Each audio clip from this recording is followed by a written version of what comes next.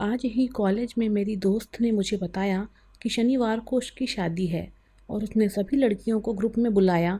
मेरी सहेली ने साफ साफ धमकी दी थी कि अगर हम में से कोई उसकी शादी में नहीं गया तो वह हमारी दोस्ती ख़त्म कर देगी।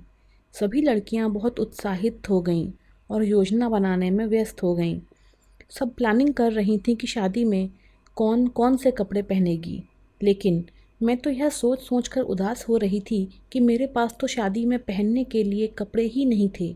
अगर पुराने कपड़ों में चली जाती तो मेरी गरीबी सबके सामने खुलकर आ जाती और मेरी गरीबी का मजाक बने, यह मुझे बिल्कुल पसंद नहीं था। वैसे तो मैं सरकारी कॉलेज में पढ़ती थी और मेरा मानना था कि सरकारी कॉलेज में पढ़ने वाली सारी लड़कियां मेरी जैसी ही होंगी, लेकिन मेरा यह ख्याल गलत है।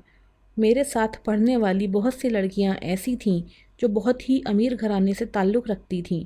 मैंने मन में ठान लिया था कि शादी से 1-2 दिन पहले मैं कोई बहाना कर दूंगी और शादी में नहीं जाऊंगी। मैं उदास और थकी हारी जब घर पहुंची तो मैंने अपनी बड़ी बहन को दुल्हन की ड्रेस में सजा देखा। बहन को दुल्हन की ड्रेस में देखकर मैं हैरान हो गई। वैसे इस बात की उम्मीद तो कम ही थी। मैं बोली, दीदी आप इतना तैयार होकर कहाँ जा रही हैं? मेरी दीदी मुझे देखकर एकदम से घबरा गईं और बोली, कुछ नहीं, बस मैं तो नहाने जा रही थी। इतना कहकर वह बाथरूम में घुस गईं। मैं अपनी ही उलझन में उलझी हुई थी, इसीलिए मैंने ज़्यादा ध्यान नहीं दिया और सर झटककर कमरे में आ गई। मैंने न जाने क्या सोचकर अलमारी खोली। मैंने सोचा शायद कोई भूला बिसरा सूट ही निकल आए जो मैं शादी में पहन सकूं। वैसे इस बात की उम्मीद तो कम ही थी, लेकिन मैं तो तब चौंक पड़ी जब अलमारी में सामने ही 2-3 नए सूट पड़े थे। सूट बहुत ही अच्छे थे, उन पर कढ़ाई भी की गई थी जो बहुत ही प्यारी लग रही थी। यह सूट मेरे तो नहीं थे, हो सकता है दीदी के हों। मैं खुश हो गई। मैंने सोचा दीदी से 1-2 दिन के लिए मांग लूँगी और शादी में पहन कर चली जाऊँगी। मैं दीदी के बाहर आने का इंतज़ार करने लगी कि कब दीदी बाहर आएं और कब मैं उनसे कपड़ों के लिए पूछूं। लेकिन दीदी थी कि बाथरूम से बाहर आने का नाम ही नहीं ले रही थी। मैं परेशान होकर कमरे से बाहर आ गई और इधर उधर टहलने लगी। अब मुझे हल्का हल्का गुस्सा भी आने लगा था। दीदी को बाथरूम में गए हुए पूरे 3 घंटे हो चुके थे। मैं बाथरूम का दरवाज़ा खटखटाने के इरादे से आगे बढ़ी तो मुझे बाथरूम के अंदर से दीदी के रोने की आवाज़ सुनाई दी। मैं हैरान परेशान थी कि आखिर यह सब क्या हो रहा है। मैंने दरवाजे पर दस्तक दी तो थोड़ी ही देर में दीदी बाहर आ गईं और मुझसे लिपट कर रोते हुए बोली, देखा सिमरन, आज भी मेरी शादी नहीं हुई। मैं कितनी बदनसीब हूँ। मुझे दीदी की दिमागी हालत पर शक होने लगा। भला बाथरूम में किसकी शादी होती है? मैंने अपनी दीदी से पूछा, दीदी आपने नहा लिया? मेरी दीदी ने हाँ में सिर हिलाया और अपने कमरे में चली गई। मैं भी दीदी के पीछे पीछे कमरे में आ गई। मैंने दीदी से कहा, दीदी मेरी सहेली की शादी है, अगले हफ्ते उसने मुझे स्पेशली दावत दी है। अगर मैं नहीं गई तो वह मुझसे नाराज़ हो जाएगी। मेरी बात सुनकर दीदी मुझे हसरत से देखने लगी और बोली, देखा सिमरन, सब लड़कियां कितनी खुशनसीब हैं। हम ही बदनसीब हैं जो हमारी शादी नहीं हो रही है। न हमारे लिए रिश्ते आते हैं, न हमारी शादी होती है। दीदी की बातों से मुझे उस दिन उलझन होने लगी। दीदी की आदत थी कि चाहे कोई भी बात हो, दीदी घुमा फिरा कर बात अपनी शादी पर ले आती थी। मेरी समझ में नहीं आता था कि आखिर दीदी को अपनी शादी का इतना शौक़ क्यों है। मैंने दीदी की बातों को इग्नोर करते हुए कहा, दीदी वह सब छोड़ो, यह बताओ कि मेरी सहेली की शादी में मैं क्या पहनूं? मेरे पास कपड़े नहीं हैं। मैं कौन से कपड़े पहनकर शादी में जाऊं? दीदी ने मेरी बात का कोई जवाब नहीं दिया। वह अपनी ही सोच में गुम थी। मैंने फिर से दीदी को टोका, दीदी मैंने आपकी अलमारी में कुछ कपड़े देखे हैं। अगर वह कपड़े आप मुझे उधार दे दें तो मैं आपकी बहुत शुक्रगुजार रहूँगी। मेरी बात सुनकर दीदी के माथे पर बल पड़ गए। गुस्से में कहने लगी, खबरदार, जो तुमने उन कपड़ों को छुआ भी तो। ये कपड़े मैंने अपनी शादी के लिए बना कर रखे हैं। तुम्हें तो पता ही है ना हमारे घर के हालात कैसे हैं।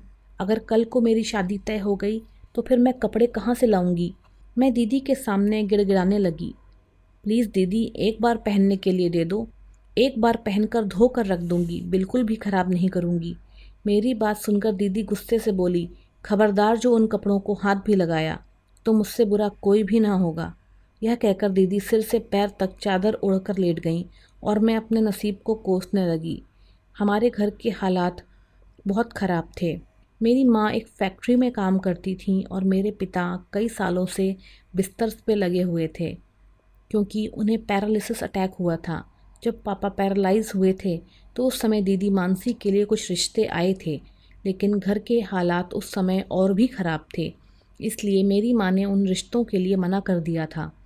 लेकिन अब घर में कुछ अजीब होने लगा था। मैं जब भी कॉलेज से आती तो दीदी मुझे सजी संवरी मिलती। मुझे बहुत हैरत होती कि दीदी रोज़ दुल्हन की तरह तैयार क्यों होती हैं और बाथरूम में क्यों घुस जाती हैं। एक दिन मैंने दीदी का राज जानने की ठानी। जल्दी तैयार होकर मैं पहले ही बाथरूम में छुपकर बैठ गई।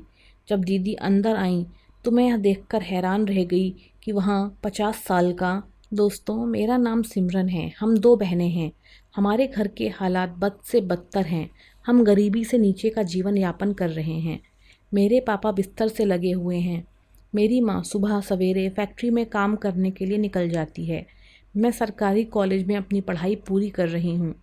पढ़ाई का जो भी खर्चा होता है वह मैं ट्यूशन पढ़ाकर पूरा करती हूँ।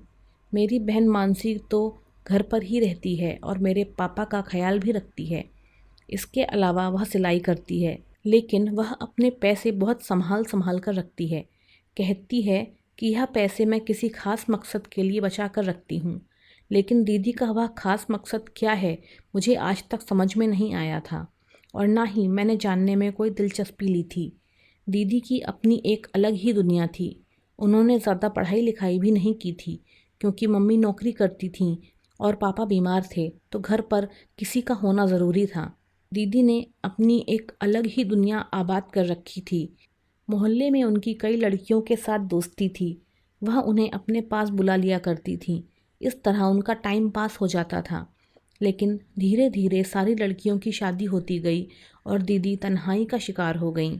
दीदी अब अपना टाइम पास कपड़े सिलकर करती थीं। वह दिन भर सिलाई करती रहती थीं। दीदी के कई रिश्ते भी आए थे, लेकिन मम्मी ने यह कहकर मना कर दिया था कि अगर मैं मानसी की शादी कर दूंगी तो घर पर बीमार पड़े बाप को कौन देखेगा। और इसी तरह धीरे धीरे दीदी की उम्र निकलती जा रही थी। दीदी अपनी शादी का अरमान दिल में लिए बैठी थीं। शाम को मम्मी जब घर पर आईं तो मैंने मम्मी से कहा, मम्मी, मेरी सहेली की शादी है और शादी में जाने के लिए मुझे नए कपड़े चाहिए। तुम नए कपड़े खरीदने के लिए मुझे पैसे दे दो। मेरी बात सुनकर मम्मी को गुस्सा आ गया। गुस्से से कहने लगीं, तुम्हें शर्म आनी चाहिए। घर के हालात तुम्हारे सामने हैं। घर के लिए मैं राशन पानी लाऊं, तुम्हारे बीमार बाप की दवा कराऊं या फिर तुम्हारे लिए नए जोड़े कपड़े बनवाऊं। मैं कमाने वाली एक अकेली और खाने वाले तुम सब। मैं तुम दोनों बहनों का पेट भर रही हूँ। यह क्या कम है? आगे मुझसे किसी बात की उम्मीद मत रखो। मम्मी की बात सुनकर मुझे भी गुस्सा आ गया। मैंने कहा, मम्मी, आप दीदी की शादी कर दो। उनकी शादी की उम्र निकलती जा रही है।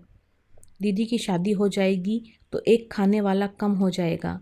अब यह बातें हो ही रही थीं कि दीदी अंदर कमरे से बाहर आ गई और गुस्से से कहने लगी, सिमरन, यह तो तुम मत ही समझो कि हमारी माँ हमारी शादी कर देंगी। अगर तुम समझ रही हो तो यह तुम्हारी गलत फहमी है। हमारी माँ हम दोनों की शादियाँ कभी नहीं करेंगी। यह हमेशा हमें इस घर में बिठाकर ही रखेंगी और बूढ़ा कर देंगी। पता नहीं, शायद इन्हें हमारा अचार डालना है। मेरे सिर में तो सफ़ेद बाल चमकने ही लगे हैं।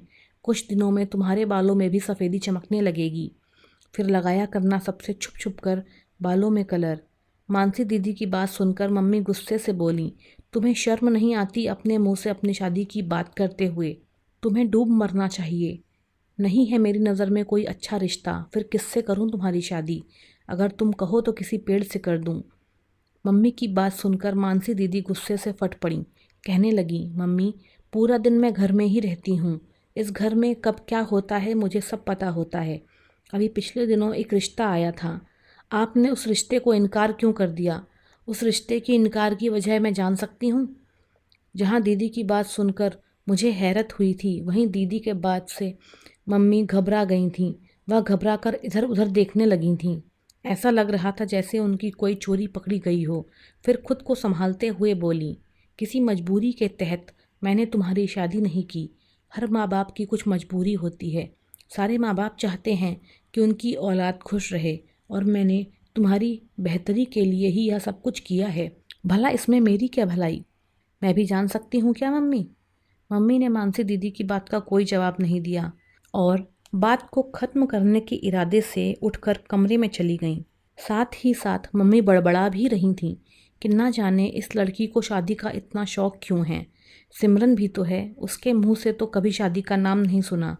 मम्मी के मुंह से अपनी तारीफ़ सुनकर मैं खुश तो हो गई, लेकिन दिल थोड़ा अजीब सा हो रहा था। पता नहीं मामला क्या था और उस मामले में कसूरवार कौन था, मम्मी या फिर दीदी। मैंने अपना सर झटक दिया, क्योंकि इन सब बातों पर गौर करने के लिए मेरे पास टाइम नहीं था। गौर करने के लिए मेरे पास कुछ और भी काम थे। मुझे अपनी सहेली की शादी की धुन सवार थी। मैं प्लानिंग करने लगी कैसे दीदी को राज़ी करूं, जिससे वह मुझे अपना सूट शादी में पहनने के लिए दे दे। और उसका एक ही तरीका था कि मैं दीदी की साइड रहूं, उनकी हाँ में हाँ मिलाती रहूं। कॉलेज जाती तो मेरी सहेलियां शादी की बातें करती, घर आती तो दीदी की रोनी सूरत देखती कि मेरी शादी नहीं हो रही है। मैं तो अजीब ही उलझन में फंसी हुई थी। मुझे लगने लगा इंसान का शायद असली मकसद शादी करना ही है। हम शादी करने के लिए ही इस दुनिया में आते हैं। जब उस दिन मैं कॉलेज से घर आई तो दीदी फिर से मुझे दुल्हन के कपड़ों में सजी सवरी मिली। वो तैयार होकर जल्दबाजी में कमरे से बाहर निकल रही थीं। मुझ पर जैसे ही नज़र पड़ी वह एकदम से खुश हो गईं और बोली, मैं कैसी लग रही हूँ? दीदी को ऐसी हालत में देखकर मुझे कुछ अजीब लगा था, लेकिन मुझे दीदी से मतलब था। मुझे दीदी से कपड़े लेने थे, इसलिए मैंने झूठ बोल दिया कि दीदी आप बहुत सुंदर लग रही हैं। मेरी बात सुनकर दीदी शर्मा गईं और शर्माते हुए फिर से बाथरूम में जा घुसीं। मैं कमरे में आई, यूनिफॉर्म बदलकर खाना खाने बैठ गई। अभी थोड़ी ही देर हुई थी कि पापा के कमरे से करहाने की आवाज़ आने लगी। पापा बोल नहीं सकते थे, लेकिन गूं गां की आवाज़ें आ रही थीं। पापा का एक हाथ सही था और उसी हाथ से वो इशारे करते थे और अपनी बात को समझा देते थे। मुझे भी उसी हाथ के इशारे से उन्होंने अपने पास बुलाया और इशारे से कहने लगे, मानसी हर रोज़ दुल्हन का जोड़ा क्यों पहनती है? क्या मानसी ने शादी कर ली है? मैंने कहा, नहीं पापा, मानसी दीदी ने अभी शादी नहीं की है। मेरी बात सुनकर पापा ने इशारे से कहा, तुम अपनी दीदी पर नज़र लगा कर रखना कि वह क्या करती है, लेकिन एक बात का ध्यान रखना, यह बात अपनी माँ को मत बताना, उससे छुपा कर ही रखना। मैंने कहा, ऐसा क्यों कह रहे हैं पापा? माँ से छिपा कर क्यों रखूं? पापा बोले, इसलिए कि अगर तुम्हारी माँ को यह सब बातें पता चल गईं तो वह तुम्हारी बहन मानसी को जान से मार देगी। पापा की बातें सुनकर मुझे अजीब सी उलझन होने लगी। मैं बाहर आ गई। दीदी अभी तक बाथरूम में ही थीं। मैं बाथरूम के पास गई, कान लगाकर कुछ सुनने की कोशिश की, लेकिन कुछ भी सुनाई नहीं दे रहा था। ना ही पानी गिरने की आवाज़ आ रही थी, ना ही कोई हलचल थी। मुझे बहुत अजीब लग रहा था। फिर दीदी इतनी देर तक बाथरूम में करती क्या हैं? यही सोचती हुई मैं आकर अपने बिस्तर पर लेट गई, क्योंकि अभी थोड़ी देर में ट्यूशन के बच्चे आ जाते हैं, फिर मुझे आराम नसीब कहाँ होता है। लेकिन दिमाग में अभी तक दीदी के ख्याल ही घूम रहे थे। मैंने सोचा, अब दीदी बाहर आएंगी तो उनसे इस बारे में बात ज़रूर करूँगी। मेरे दिमाग में कई सवाल उठ रहे थे कि पता नहीं दीदी यह सब कब से कर रही हैं। तभी तो पापा को यह सब कुछ मालूम है। हो सकता है मेरे कॉलेज जाने के बाद दीदी दुल्हन बनकर पूरे घर में घूमती हों, इसीलिए पापा ने आज मुझसे यह बात कही थी। मामला बहुत ज़्यादा पेचीदा लग रहा था। मुझे मामले की तह तक पहुंचना था, लेकिन कैसे, यह समझ में नहीं आ रहा था। सुई एक ही जगह पर अटक जाती थी कि दीदी आखिर ऐसा क्यों करती हैं। मैं इन्हीं ख्यालों में खोई हुई थी। अभी थकान भी नहीं उतरी थी कि ट्यूशन के बच्चे आने लगे। मैं उन्हें पढ़ाने के लिए बैठ गई। बच्चों को पढ़ाते पढ़ाते बच्चों की छुट्टी का टाइम भी हो गया, लेकिन दीदी बाथरूम से नहीं निकली। अब मुझे ज़्यादा टेंशन हो रही थी। जब सारे बच्चे चले गए तो मैं बाथरूम के पास गई और ज़ोर ज़ोर से दरवाज़ा बजाने लगी, लेकिन अंदर से कोई आवाज़ नहीं आई।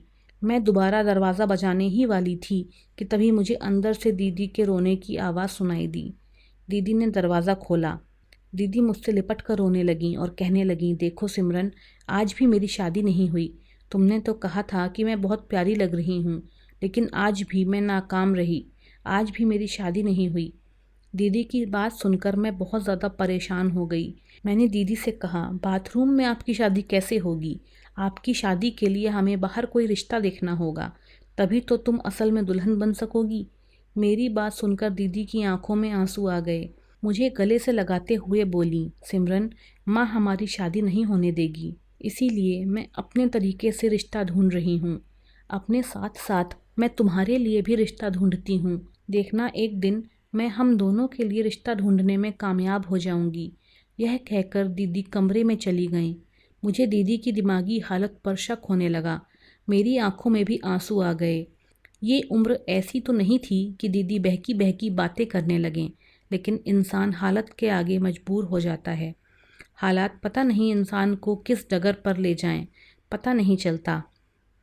मम्मी ने दीदी की पढ़ाई भी पूरी नहीं होने दी थी और दीदी के लिए आए हुए रिश्तों को भी मम्मी ने मना कर दिया था। इसलिए हो सकता है कि दीदी के मन में मम्मी के लिए गुस्सा हो। मैंने सोचा आज मैं मम्मी से अपने तरीके से बात करूंगी कि दीदी की शादी कर दी जाए, नहीं तो वह दिमाग की मरीज़ बन जाएंगी, क्योंकि यह सच था कि उनकी उम्र निकलती जा रही थी। यही बात शायद उन्हें परेशान कर रही थी कि मेरी उम्र निकल जाएगी और मेरी शादी नहीं हो पाएगी। शाम को मम्मी घर वापस आईं तो पापा के पास बैठीं, फिर कमरे में आ गईं और थोड़ी देर बाद नहाने के लिए बाथरूम में चली गईं। जब नहाकर वापस आईं तो मैं मम्मी के पास बैठी और बोली, मम्मी आपका आज का दिन कैसा रहा? मम्मी उदासी से बोली, सिमरन मैं बहुत थक जाती हूँ। मेरा भी दिल करता है कि मैं बाकी औरतों की तरह घर पर बैठूं और घर संभालूं। मेरा पति बाहर से पैसे कमा कर लाए और मेरे हाथ पर अपनी कमाई रखे, लेकिन शायद यह सब मेरे नसीब में नहीं है।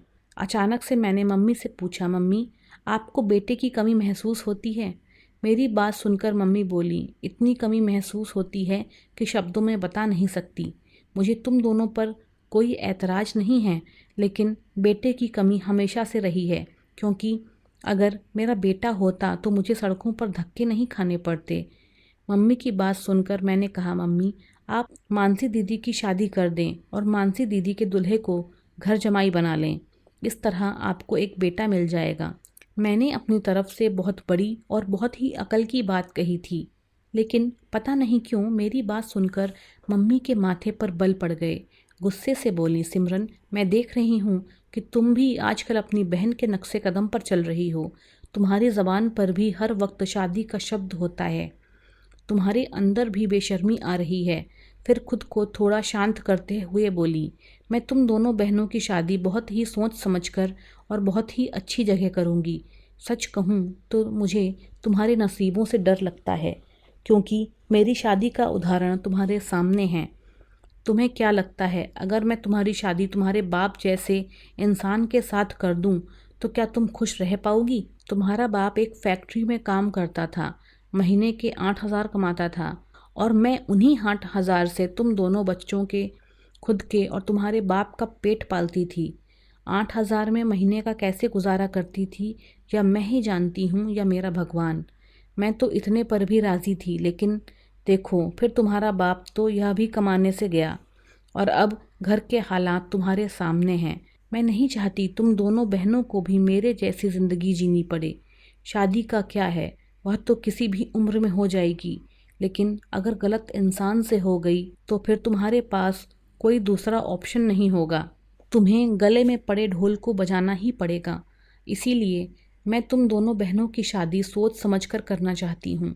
मम्मी की बात मुझे समझ में आ गई थी, लेकिन यह बात मैं दीदी को कैसे समझाती। फिर मैंने मम्मी की गैर मौजूदगी में दीदी से बात करने की सोची और मौका देखकर मैंने दीदी से बात की। मैंने कहा, दीदी आप मम्मी से वैसे ही गुस्सा रहती हो। मम्मी जो कुछ भी करती हैं हमारी भलाई के लिए ही करती हैं। आपकी शादी भी करेंगी और बहुत अच्छी जगह करेंगी। वह आपकी शादी बहुत अच्छी जगह करना चाहती हैं, इसीलिए इतना टाइम लग रहा है। मेरी बात सुनकर दीदी ने कोई जवाब नहीं दिया, बस थोड़ा सा मुस्कुरा दी।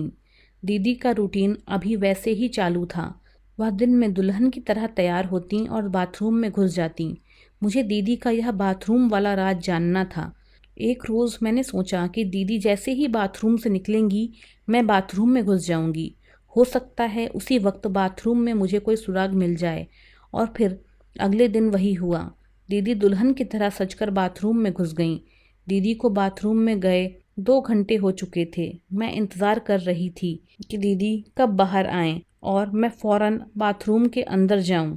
लगभग 3 घंटे के बाद दीदी बाथरूम से बाहर निकलीं। वो अब भी दुल्हन की ड्रेस में थीं, जिसका मतलब साफ था कि वह नहाई नहीं हैं। बाथरूम से निकलकर जैसे ही दीदी कमरे की तरफ बढ़ीं, मैं फ़ौरन बाथरूम में घुस गई। बाथरूम का फर्श गीला था। दीदी जाहिर करना चाहती थीं कि वह नहा कर निकली हैं, लेकिन वह तो दीदी के कपड़ों से साफ पता चल रहा था कि दीदी नहाई नहीं हैं। बाथरूम में मैंने एक एक चीज़ का जायज़ा लिया, लेकिन मुझे कोई भी सुराग नहीं मिला। मैं दीदी से भी पूछ पूछ कर थक गई, लेकिन उन्होंने भी कुछ नहीं बताया। मैं चुपचाप लेटी हुई थी और दिमाग पर जोर डाल रही थी कि दीदी का राज कैसे मालूम करूं। राज जानने के लिए मैंने दूसरा रास्ता तैयार किया और उसके लिए मुझे दूसरे दिन का इंतज़ार करना था। दूसरा दिन भी हो गया। मैं कॉलेज गई। कॉलेज में सब लड़कियां शादी को लेकर बहुत ज़्यादा उत्साहित थीं और बातें कर रही थीं कि हम ऐसे तैयार होंगे, हम ऐसे कपड़े पहनेंगे, यह करेंगे, वह करेंगे। लेकिन मैं तो उदास सी एक कोने में बैठी हुई थी। मेरे पास मेरी सहेली की शादी में जाने का एकमात्र ज़रिया यही था कि मैं दीदी का राज जान लूं और फिर दीदी को ब्लैकमेल करके उनसे कपड़े ले लूं। लेकिन आज जब मैं घर आई तो दीदी को देखते ही मेरा सारा मूड ख़राब हो गया, क्योंकि आज दीदी दुल्हन बनी नहीं घूम रही थीं। वैसे तो रोज़ ही दुल्हन बनी होती थीं, आज आराम से सिलाई कर रही थीं। जब आज मुझे दीदी से काम था तो दीदी आराम से अपने काम में मशरूफ़ थीं। मैं अंदर ही अंदर जलती कुढ़ती रही और ऐसे ही धीरे धीरे करके दिन बीतने को आया। तब 3 बजे जाकर कहीं दीदी एकदम से उठीं और तैयार होने के लिए अंदर कमरे में गईं। दीदी तैयार होने के लिए जैसे ही कमरे में गईं, मैं जल्दी से बाथरूम में घुस गई। आज मैं सारा नज़ारा अपनी आँखों से देखने वाली थी। हमारा घर पुराने ज़माने का बना हुआ था। बाथरूम काफ़ी बड़ा था। बाथरूम के अंदर ही वॉशिंग मशीन पड़ी हुई थी। रोशनदान भी उसके बड़े बड़े थे। मैं बाथरूम में ही कोई छुपने की जगह ढूंढने लगी और कोई जगह ना मिलने पर मैं मशीन के पीछे छुपकर बैठ गई। थोड़ी ही देर में दीदी तैयार होकर बाथरूम में आ गई। बाथरूम में आते ही दीदी सबसे पहले मशीन को इधर उधर सरकाने लगीं। डर के मारे मेरी तो जान ही निकल गई थी कि कहीं दीदी मुझे देख ना लें, लेकिन उन पर तो कोई और ही धुन सवार थी। वह उस मशीन पर चढ़ गईं और उस पर चढ़कर रोशनदान से बाहर गली में कूद गईं। दीदी की इस हरकत से मैं सकते में आ गई कि आखिर दीदी कहाँ जाती हैं। बिना समय बर्बाद किए मैं भी झट से मशीन पर चढ़ी और रोशनदान से बाहर गली में कूद गई। दीदी मुझे साफ साफ दिखाई दे रही थीं। वे गली के नुक्कड़ में मुड़ने ही वाली थीं। मैं दीदी का पीछा करने लगी। अभी कुछ ही दूर चल पाए थे कि दीदी एक 50 साल के बुढ़े के पास जाकर रुक गईं। उस गाड़ी का दरवाज़ा खुला। दीदी गाड़ी में जाकर बैठ गईं। मैं हैरान परेशान सी खड़ी थी। तभी एक रिक्शे वाले को रोककर मैं उसमें बैठ गई और दीदी का पीछा करने लगी। दीदी की गाड़ी एक घर के सामने रुक गई और दीदी और वह आदमी घर के अंदर चले गए। मैं बाहर से झांक कर देखा तो उस घर में और भी लोग मौजूद थे। शादी की सारी सामग्रियां वहां पर रखी हुई थीं और एक पंडित जी भी बैठे हुए थे जो कोई मंत्र पढ़ रहे थे। देखते ही देखते दीदी एक आदमी के साथ फेरे लेने लगी। मैं हक्का बक्का सी खड़ी थी, कुछ बोल ही नहीं पा रही थी। थोड़ी ही देर में शादी संपन्न हो गई। दीदी ने सभी लोगों का आशीर्वाद लिया। उस बूढ़े आदमी ने भी दीदी और दीदी के पति को आशीर्वाद दिया। मैं दरवाजे के पीछे से यह सब खड़ी देख रही थी। थोड़ी ही देर में घर खाली हो गया। अब वहाँ पर सिर्फ 2 लोग रह गए, दीदी और वह 50 साल का बुढ़ा आदमी। दीदी का पति भी दीदी को बाय करके चला गया था। तब मैं गेट के पीछे से निकलकर आई और गुस्से से अपनी दीदी से बोली, दीदी आपने यह सब क्यों किया? आपको अपनी शादी की इतनी जल्दी थी कि आपने अपनी शादी मम्मी पापा को बताए बगैर कर ली। अपनी शादी करने के लिए आपने किसी गैर इंसान का सहारा लिया। मुझे देखकर पहले तो दीदी चौंकी, फिर खुश होकर मेरे पास आई और मेरे गले से लिपट गईं। बोली, सिमरन देखो, आज सच में मेरी शादी हो गई। मुझे दीदी पर बहुत गुस्सा आ रहा था। मैंने दीदी को खुद से अलग हटाते हुए कहा, दीदी आपने सही नहीं किया। आपने मम्मी पापा को बहुत दुख पहुंचाया है। आपकी हरकत से मम्मी पापा पर क्या बीतेगी आपको पता भी है। मानसी दीदी ने मुझे पकड़ते हुए कहा, सिमरन मम्मी पापा पर कुछ नहीं बीतेगी।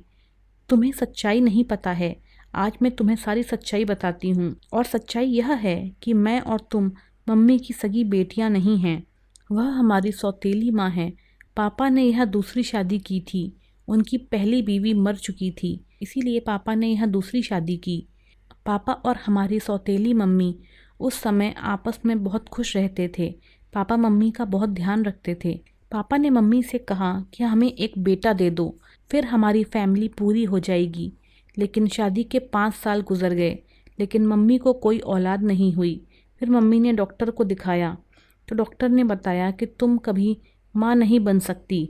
घर आकर मम्मी बहुत रोई थी, लेकिन पापा ने उनका साथ दिया था, उन्हें हिम्मत बंधाई थी और कहा कि मेरे लिए मेरी बेटियां ही बहुत हैं। मम्मी को भी उस वक्त अपने पति पर बहुत प्यार आया था, क्योंकि मम्मी इतना ज़्यादा डर गई थी कि उन्हें लगा था कि अब मेरा तलाक हो जाएगा, अब मेरा पति मुझे घर में नहीं रहने देगा, क्योंकि उसे बेटे की आस है।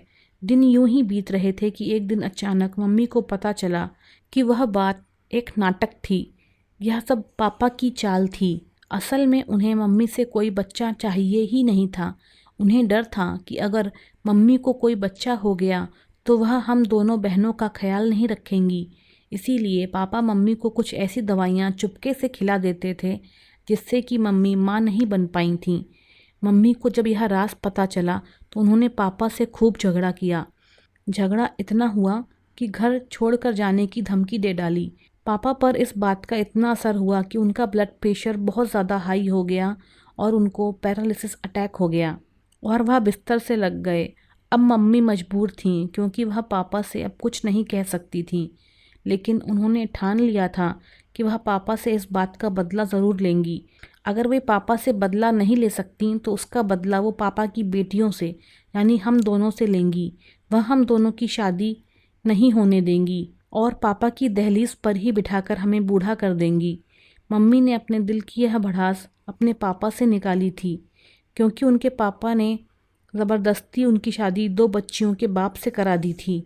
गुस्से में आकर मम्मी ने अपने मायके वालों से रिश्ता तोड़ लिया था। लेकिन जिस दिन मम्मी को पापा के बारे में सब कुछ पता चला था तो उस दिन मम्मी एक बार फिर अपने मायके गई थीं और अपने पापा को सारी बात बताई थी, और यह भी कि मैं इस बात का बदला उनकी बेटियों से लूँगी, उनकी कभी शादी नहीं होने दूँगी।